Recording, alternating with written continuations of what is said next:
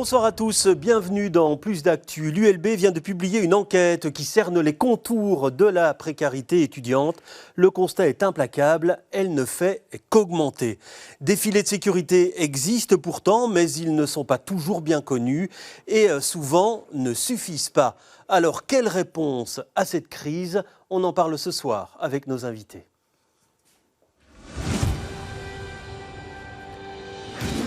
Voilà, des invités que je vais vous présenter, en commençant par vous, Jean-Christophe Goffard. Bonsoir, vous êtes vice-recteur aux affaires étudiantes à l'ULB. Et puis je vous présente aussi Anthony Jacobs. Bonsoir, vous représentez sur ce plateau la FEF, la Fédération des étudiants francophones. Première question pour vous, Jean-Christophe Goffard. Cette enquête, s'il fallait cerner un portrait robot de l'étudiant précaire, vous diriez quoi? Alors l'Observatoire de la vie étudiante s'est intéressé évidemment à l'ensemble des étudiants pour essayer de mesurer les conditions et les déterminants de la précarité étudiante. Et le portrait robot, ce sont des étudiants qui vivent seuls, plutôt âgés, plutôt d'origine modeste et venant de pays à faibles ressources, et en particulier d'Afrique subsaharienne. Alors on le verra avec certains chiffres, cette précarité étudiante, elle ne fait qu'augmenter. Ce n'est pas une surprise pour vous? C'est pas une surprise, je pense que c'est une surprise pour personne. Finalement, la précarité étudiante est un reflet de la précarité dans la société et elle a des conséquences qui sont terribles dans les déterminants de l'avenir de nos étudiants, évidemment. Et c'est pour ça qu'elle prend une dimension tout à fait particulière, cette précarité étudiante. Oui, Anthony Jacobs, ça fait longtemps déjà que la Fédération des étudiants francophones dénonce cette précarité étudiante grandissante. Là, on le voit, l'enquête de l'ULB ne fait que faire le même constat. Vous avez l'impression qu'il y a une prise de conscience assez forte par rapport à ce phénomène?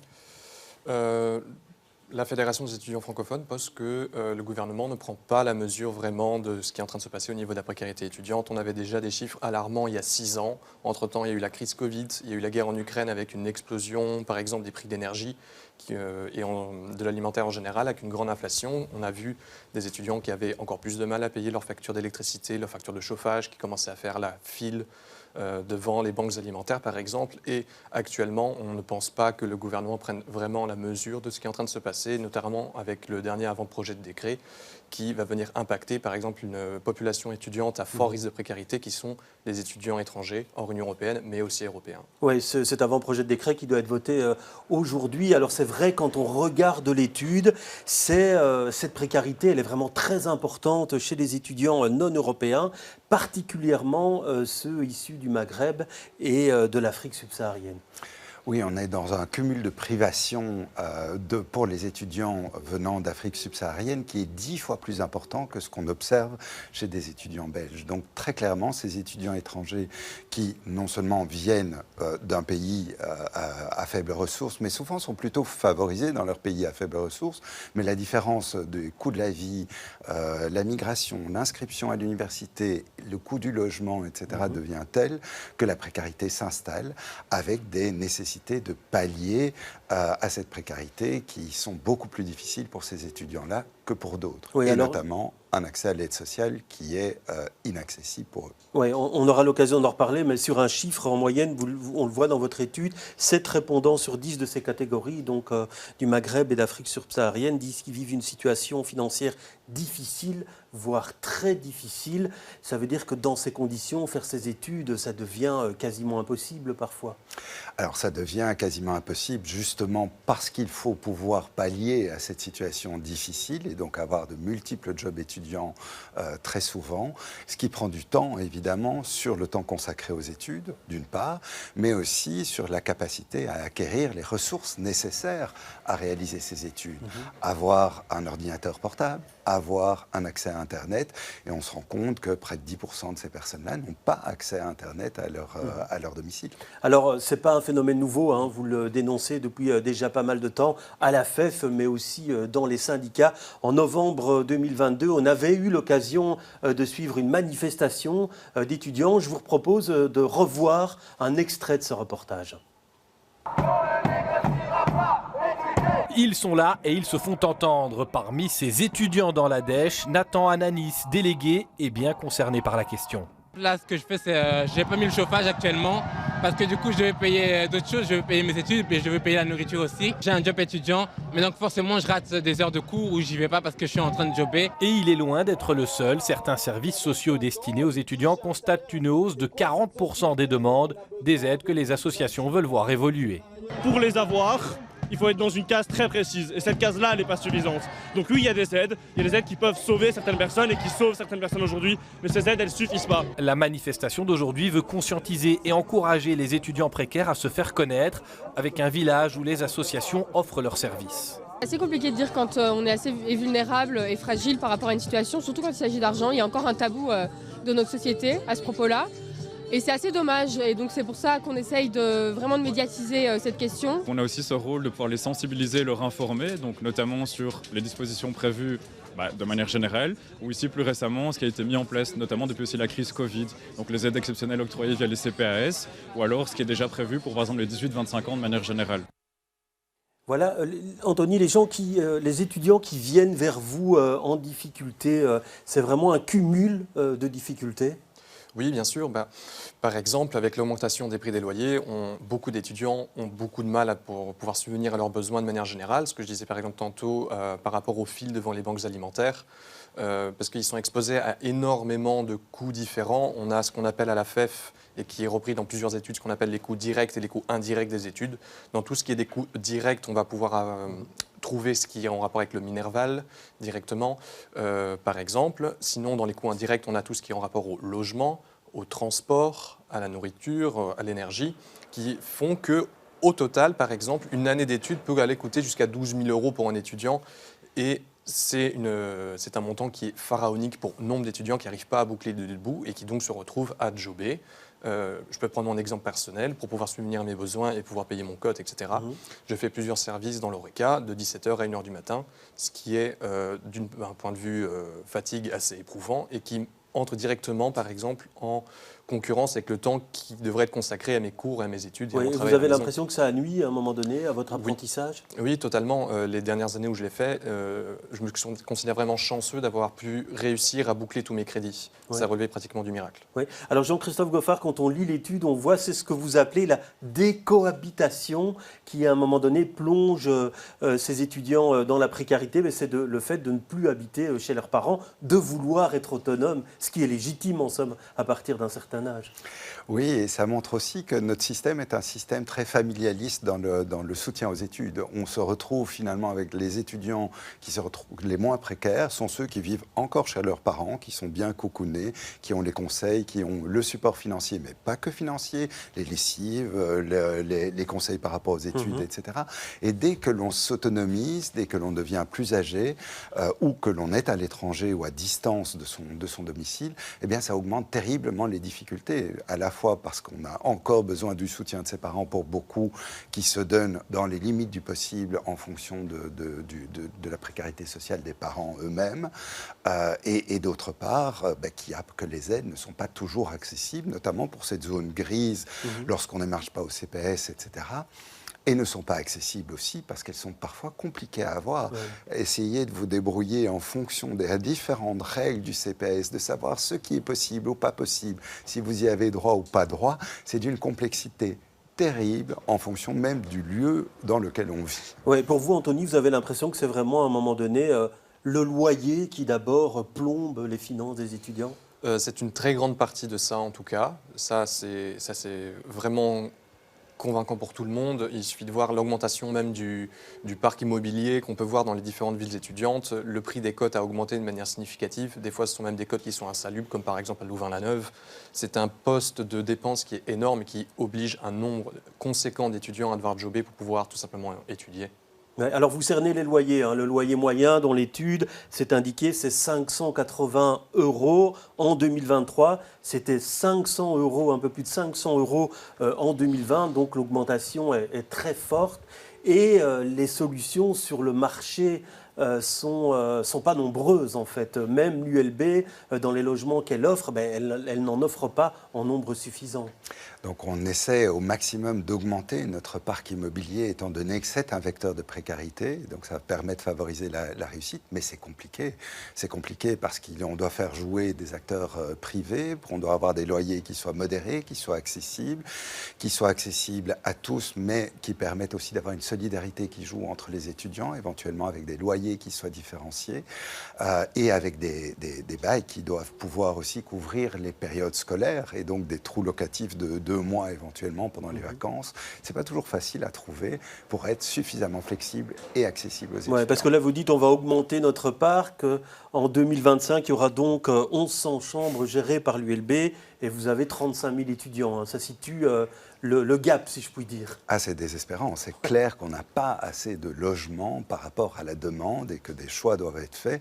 Et du coup, aussi, des tournants doivent être faits. L'occupation du logement, ça se fait pendant 2 ans maximum. Oui, alors ça, c'est un appel au pouvoir public que vous faites depuis très longtemps, hein, créer du logement étudiant accessible. Alors, c'est vrai qu'il y a des efforts qui sont faits. Ils ne vous semblent pas satisfaisants, ces efforts? Non, c'est une revendication de la Fédération déjà depuis plusieurs années. C'est vraiment plusieurs mesures qu'on demande vraiment au pouvoir public de prendre, qui sont par exemple pour ce qui concerne le domaine du locatif privé, d'avoir vraiment un plafonnement des prix, parce que vu qu'on a un manque énorme de logements publics, le privé fait une concurrence déloyale avec vraiment des prix qui ne cessent d'augmenter, qui sont impayables pour le nombre d'étudiants, et aussi vraiment un investissement massif dans la création de logements publics et accessibles pour tous les étudiants. Oui, alors pourquoi c'est si difficile pour vous? Est-ce que c'est un problème de financement? Est-ce que c'est un problème à Bruxelles de réserve foncière? Est-ce que c'est la difficulté d'obtenir le permis ou c'est un peu tout? C'est un peu tout. La crise du logement, elle existe à Bruxelles, pas uniquement pour les étudiants, je pense qu'elle existe pour tout le monde. C'est d'avoir des loyers qui soient modérés. Alors, il y a de nouveau, le privé nous aide beaucoup. On a quand même des promoteurs qui permettent d'avoir des projets et d'avoir des loyers qui sont modérés, mais il n'y en a pas assez, tout simplement. Il n'y en a pas assez et il n'y a rien à faire. La concurrence avec des logements autres que des logements étudiants, elle existe. Il y a une demande énorme à Bruxelles de logements. Oui. Alors on parle ici de logements, le loyer moyen c'est 580. Pour les logements étudiants de l'ULB, c'est beaucoup moins élevé quand on a la chance de pouvoir en avoir un? Oui, on peut descendre à des prix qui sont plus bas, qui sont de l'ordre de 400 € à l'ULB, oui. Oui. Alors vous indiquez donc que le loyer c'est une charge, mais il y a aussi d'autres privations. Elle le montre votre étude. Les étudiants se privent parfois de chauffage dans le logement, d'accès Internet, comme vous l'avez dit. Les privations sont nombreuses pour les étudiants en précarité. Oui, elles sont très nombreuses. Donc ça peut par exemple concerner quelque chose qui est dramatique, qui est l'accès même à la nourriture. C'est un phénomène qu'on avait vu pendant le Covid et encore plus après avec l'inflation galopante qu'on a vue. C'est vraiment ces files de centaines et centaines d'étudiants qui sont devant les banques alimentaires et qui mettent sous pression les banques alimentaires qui n'ont même plus assez de ressources. Donc oui, les étudiants se privent de chauffage. L'hiver dernier, j'ai chauffé peut-être une semaine sur tout l'hiver parce que sinon ma facture, vu que je suis au gaz, ça allait exploser. Pour ce qui est du télécom, en Belgique, on a la malchance d'avoir un système télécom qui est extrêmement expansif comparé aux pays voisins.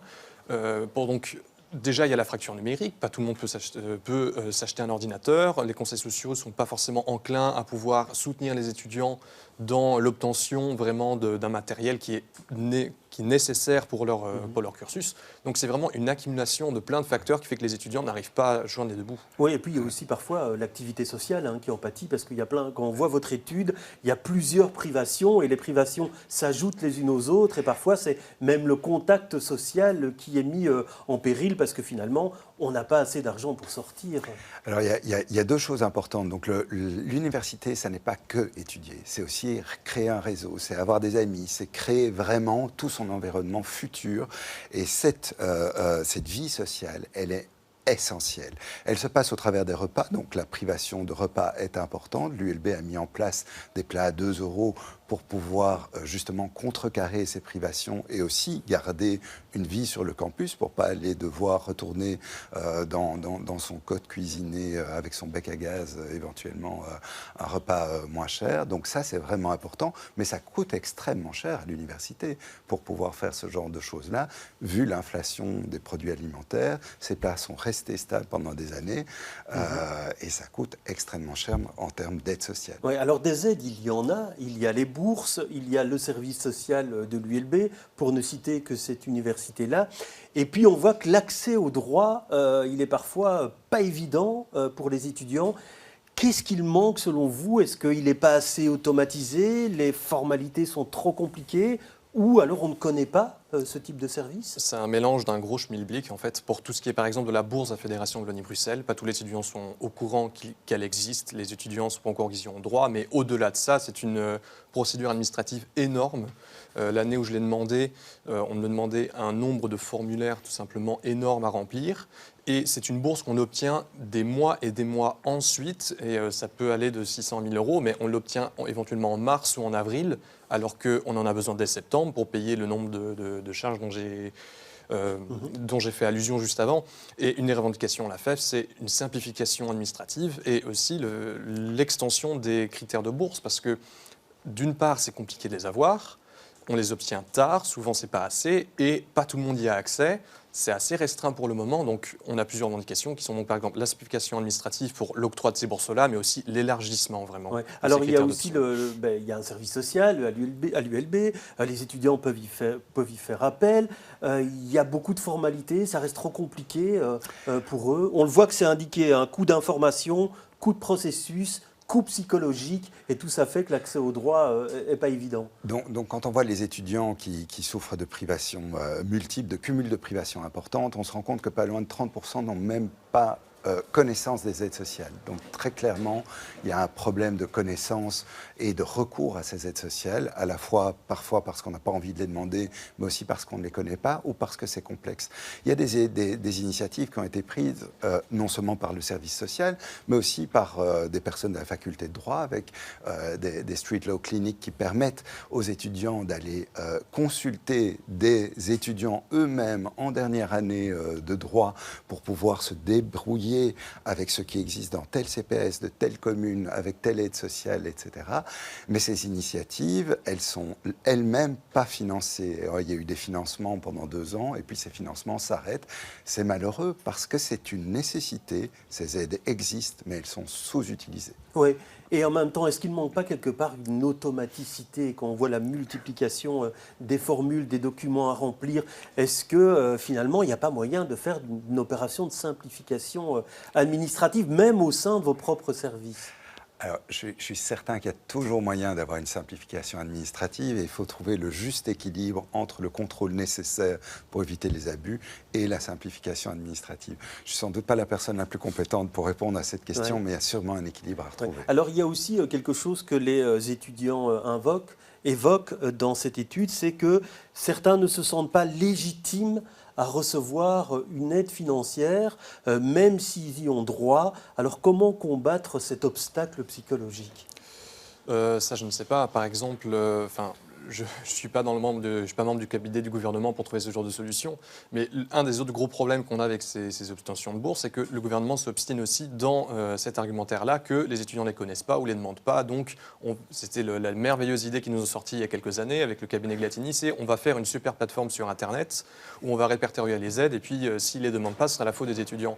Mais c'est bien plus compliqué que ça. Comme j'ai dit, on reçoit nos bourses bien plus tard dans l'année avec des montants qui sont souvent pas suffisants. Et au-delà de ça, une population à fort risque de précarité, qui sont des étudiants étrangers, qui sont visés dans le dernier projet de décret qui doit passer incessamment sous peu, c'est une population qui ne peut pas avoir accès à ces bourses-là, parce que quand elles arrivent sur le territoire belge, elles s'engagent à ne pas demander d'aide financière de la part de quelque organisation que ce soit, qui soit gouvernementale. Donc, certes, il y a éventuellement, oui, un problème de non-accès à l'information, mais le gouvernement, sans cesse, se cache derrière cette excuse-là pour ne rien faire, et ça dure depuis des années.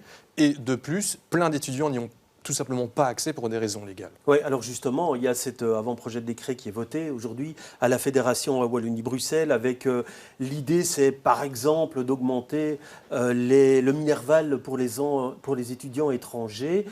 Pour vous, à l'ULB, c'est synonyme de catastrophe, ça, vous pensez? Je pense que c'est une catastrophe, en tout cas pour l'ULB, parce qu'en réalité, on va limiter l'accès de ces étudiants étrangers. Le Minerval peut être prohibitif d'une part et va augmenter la précarité des étudiants. C'est une fausse bonne idée aussi pour refinancer l'enseignement, parce que, en tout cas, ces personnes dans des situations plus précaires ont moins de chances de réussite aussi. Oui. On se rend compte Et en qu'il y a même une temps, liaison. quand on entend Elisabeth de Gries, elle dit que si on compare à ce qui est pratiqué dans d'autres pays, notre Minerval n'est pas cher du tout. Alors, quelle réponse par rapport à ça? Alors, c'est clair que si tout dépend à quoi on compare, quelles sont les bourses qui sont accessibles aussi. Si on doit comparer ce qu'est un Minerval, on doit aussi voir quelles sont les aides qui existent par rapport à l'accès aux études.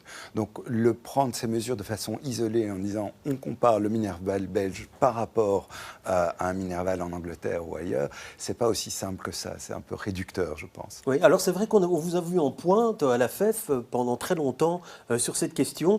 Sur ce dernier texte qui est en discussion aujourd'hui, on vous a vu plus discret. Comment l'expliquer? Non, on n'est pas plus discret. On a fait des notes de position. On a siégé en instance avec, par exemple, le conseil d'administration de l'ARES, où on a pu discuter avec tous les membres de terrain, justement, de tout le paysage de l'enseignement supérieur. On a pris position contre. On a dit, par exemple, qu'on était absolument contre cet amendement de projet de décret qui, en fait, va mécaniquement baisser le financement de l'enseignement supérieur parce qu'on va demander aux étudiants étrangers une augmentation de leur Minerval d'une manière énorme, qui peut plus de doubler, pour atteindre des montants au-dessus de 4 000 €.